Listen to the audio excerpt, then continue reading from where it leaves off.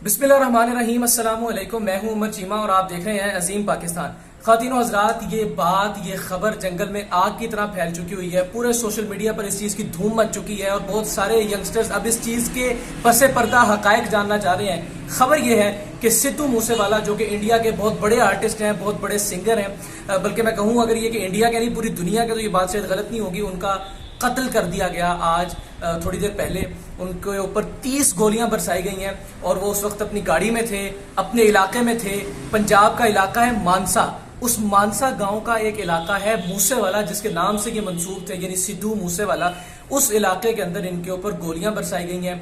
30 के लगभग 30 के करीब तकरीबन इनके ऊपर गोलियां बरसाई गई हैं और इनके साथ उस वक्त 2 इनके दोस्त भी मौजूद थे, जो कि इस वक्त शदीद हालत के अंदर है और उनको एक अस्पताल में, भारत के एक बड़े अस्पताल में मुंतकिल कर दिया गया। जबकि इन गोलियों की ताब न लाते हुए सिद्धू मूसेवाला जो है वो मौके पर ही हलाक हो गए थे। अब इसके ऊपर, इसके हवाले से कुछ चहम गोइयां हो रही हैं, कुछ ख्यालात जो है वो सोशल मीडिया के ऊपर दिए जा रहे हैं। ज़ाहिर है अल्टीमेटली इसका नतीजा वो तो इंडियन गवर्नमेंट जो है वो निकालेगी, लेकिन कुछ यहाँ पर बताया जा रहा है कि शायद ये पॉलिटिकल विक्टिमाइजेशन हो सकती है। यानी कांग्रेस की तरफ से इन्होंने इलेक्शन फाइल किया था, जिसको ये हार भी गए थे और इनको हराया था अवामी पार्टी के डॉक्टर विजय नाथ ने।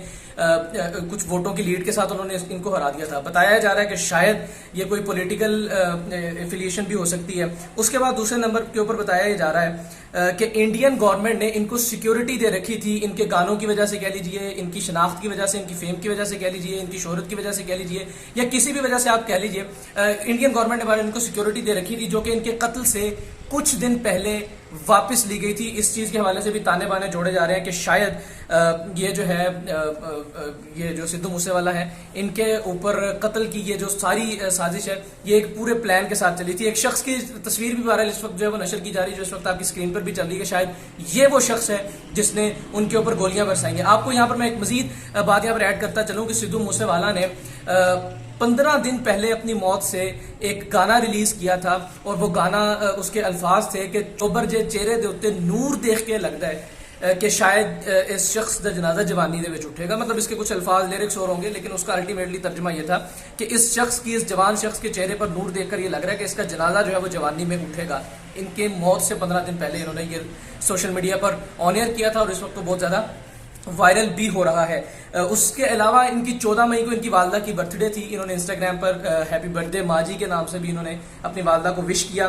उसके अलावा ये मोदी के बहुत ज्यादा मुखालिफ थे। अब यहाँ पर पॉलिटिकल जो विक्टिमाइजेशन हुई है उसके हवाले से कहा जा रहा है कि ये चूंकि मोदी के बहुत ज्यादा मुखालिफ थे, तो ये खालिस्तान की जो एक तहरीक है, जो कि सिखों में और इंडियन पंजाब में चल रही है और जिसका आज तक कोई हल नहीं निकल सका खातिर खा, उसके ऊपर उसके हवाले से कहा जा रहा है कि ये खालिस्तान के जो कि बहुत सरगर्म कारकुन थे और मोदी के फाशिस्ट नजरिए और मोदी के बहुत खिलाफ बोलते थे, अपने गानों में लिखते थे, तो ये भी हो सकता है कि शायद इनको उस समत से कत्ल करवाया गया हो। फिर एक और बात ये बताई जा रही है कि 295C की एक शिक है कानूनी तौर पर, जो कि वर्ल्ड वाइड एप्लीकेबल है, जो कि मजहबी तौहीन के हवाले से लगाई जाती है। उसके हवाले से इन्होंने गाना नशर किया और आज की जो तारीख है, यानी 29 मई, 29 और 5वां महीना 295 बन रहा है, इसके हवाले से भी बताया जा रहा है कि शायद ये भी कोई ताना बाना है जो जुड़ रहा है। इसके अलावा ये चूंकि इलेक्ट्रिकल इंजीनियर थे और ये अपने इलाके के अंदर काफी फेमस भी थे, जरा पूरी दुनिया में फेमस थे, तो इनके इलाके में यकीनी तौर पर इनके कुछ ना कुछ नाक़िदीन होंगे। शायद उनमें से किसी ने ये मामला जो है किया गया था। और एक और आखिरी जो अब तक के सोशल मीडिया सारिफीन की तरफ से बताया जा रहा है वो ये है कि चंद दिन बाद उनका कनाडा के अंदर एक वो पूरा कॉन्सर्ट होना था, जहां पर इन्होंने जाकर परफॉर्म करना था और उसकी टिकटों की फरोख्त रोक दी गई थी सिक्योरिटी के कुछ इश्यूज की वजह से।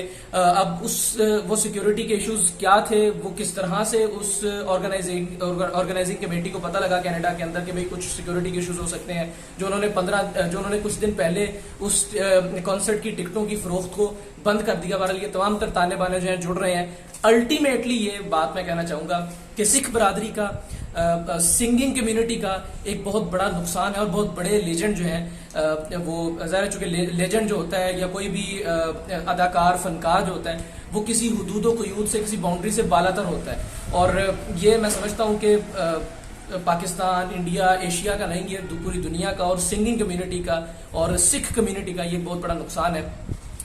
देखते हैं ये तमाम तर मामला किस समत जाते हैं। बहरहाल ये नुकसान जो है ये सिंगिंग कम्युनिटी के लिए एक नाकाबिले तलाफी साबित हो सकता है।